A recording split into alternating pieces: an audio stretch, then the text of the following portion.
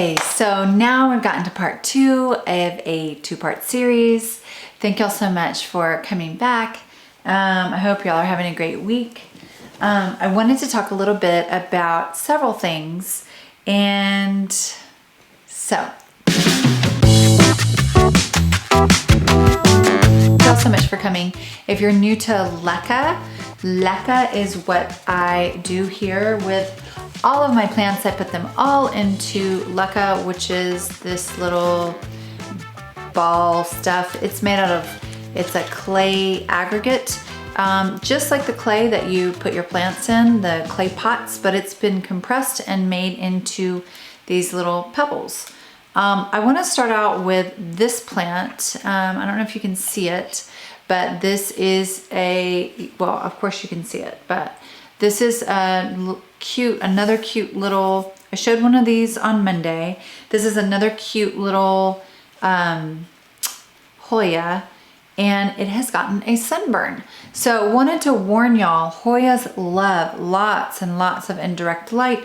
They do really, really well with indirect light. However, I had this one burn and a compacta burn. These are a couple of plants that did not burn. They're on the same table as that Hoya. This is a Hoya Carey, and it did fine with the same amount of sun. But look, kind of like a string bean Hoya, where the leaves just are these tiny little leaves. It doesn't have as much surface area. So it gets morning sun, probably 4 to 6 hours of morning sun.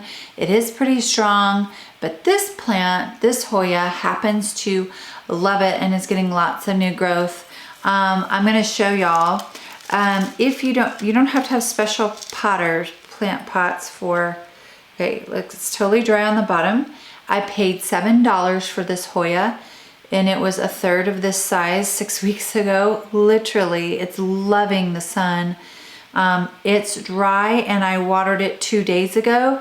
So when you put plants outside, you will have to water more often. Check them. Of course, it's a Hoya, so it can, you know, if it ran out of water, I'll let it go for a few more days before watering it again. I like kind of starving them a little bit, but you can see whatever I'm doing, it really likes it. I showed y'all, and pretty extensively, my gorgeous rickrack cactus. Well, I also have one of these bad boys, shark tooth, tiger tooth.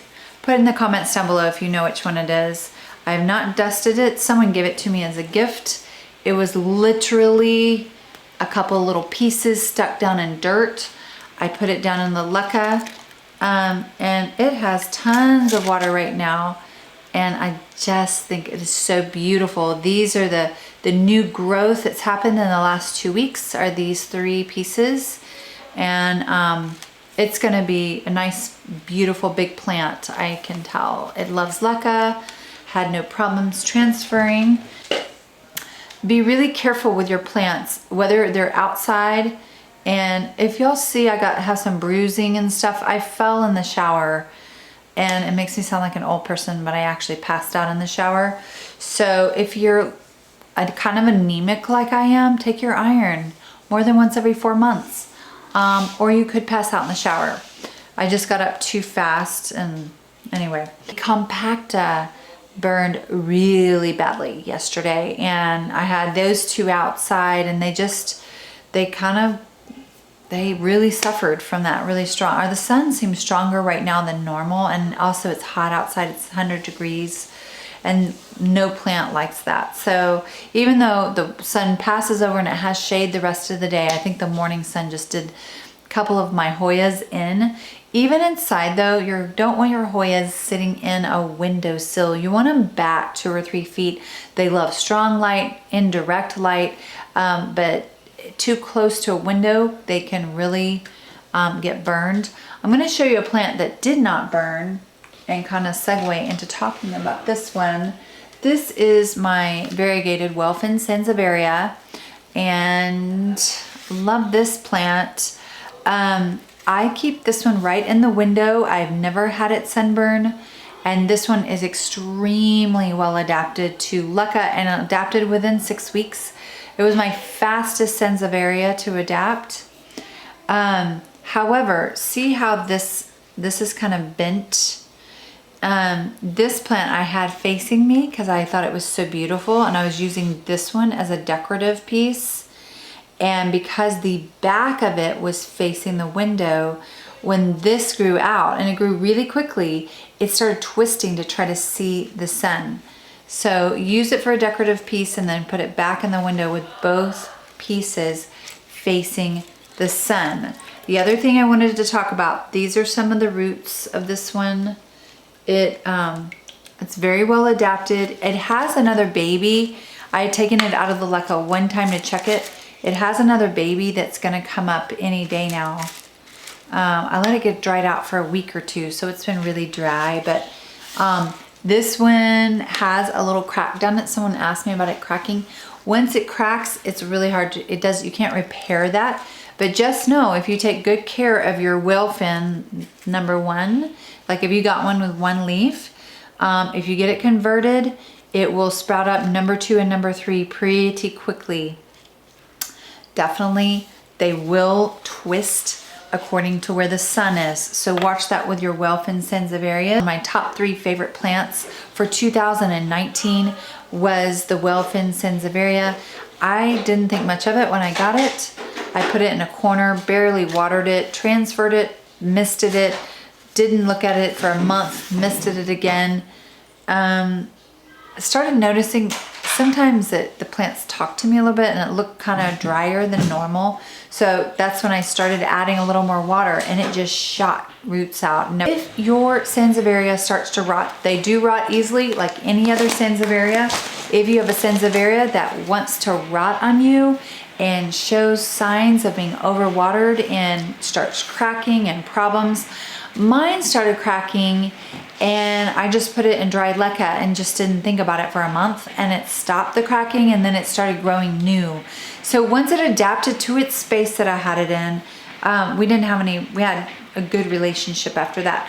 But the other thing you can do, if you get a new plant in the mail, go ahead and you're like scared to put it in leca, but you don't want it in dirt, and there's this little not sure period, just take it out of dirt and put it in water.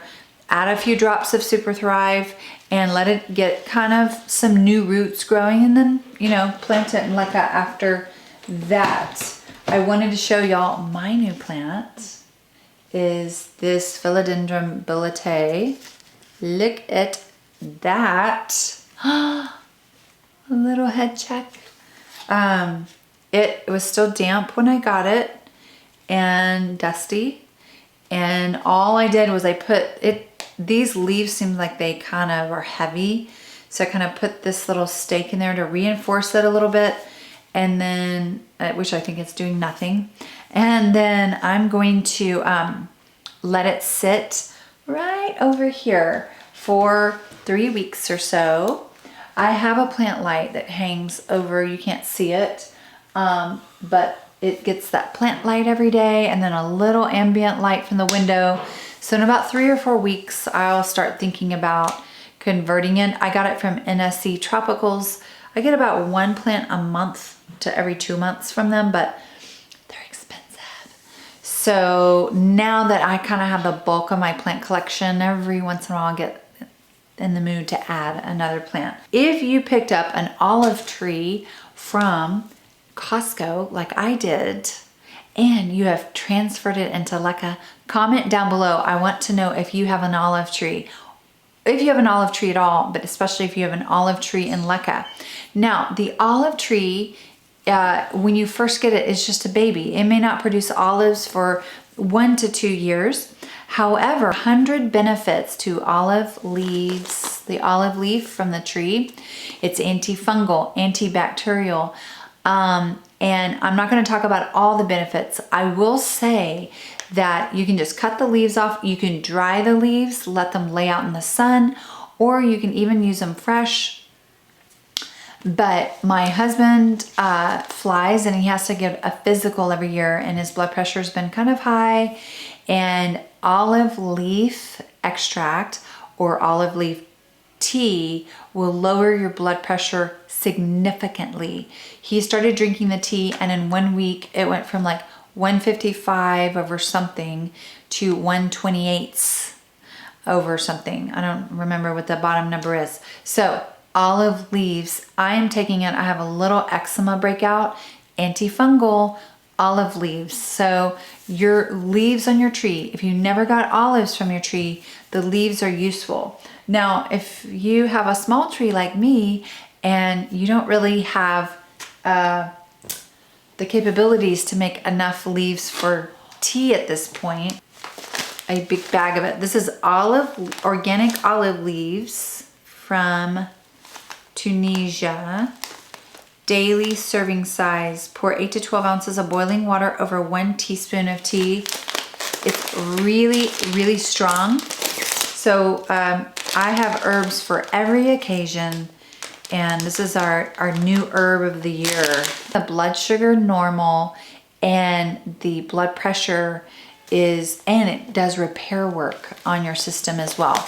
Now, if you do the olive leaf extract, it's really strong. It comes in pills, and I would not take it on an empty stomach. You may get nauseous and throw up in the toilet like my husband did. My Monstera albo variegata.